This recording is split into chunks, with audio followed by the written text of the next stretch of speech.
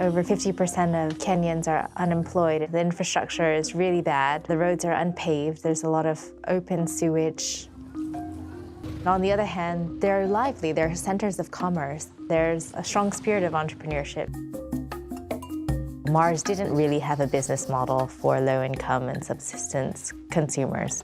The business model hasn't really changed for 100 years. It's always been based on mass communication, mass distribution, mass production. And to take that model and copy it all over the world, it works sometimes, but it's also a big assumption that the market conditions will be the same.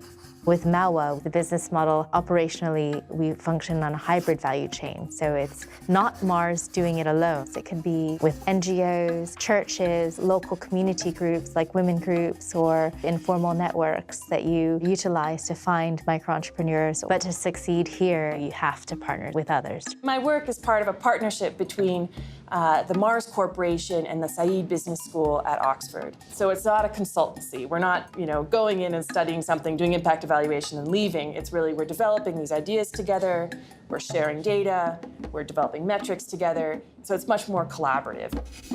And there's the non-financial metrics. Our success would be judged on the KPIs of social capital, which is trust in the community.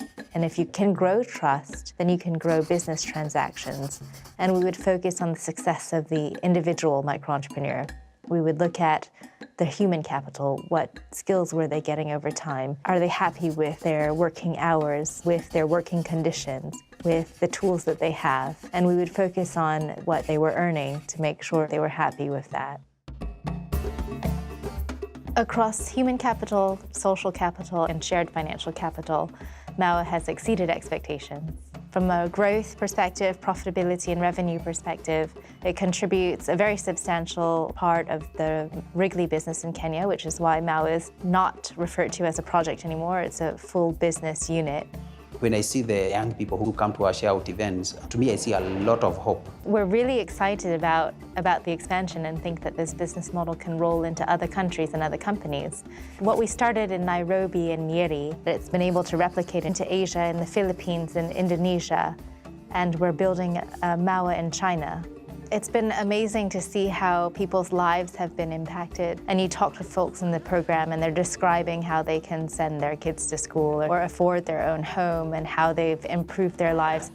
That's the most powerful outcome.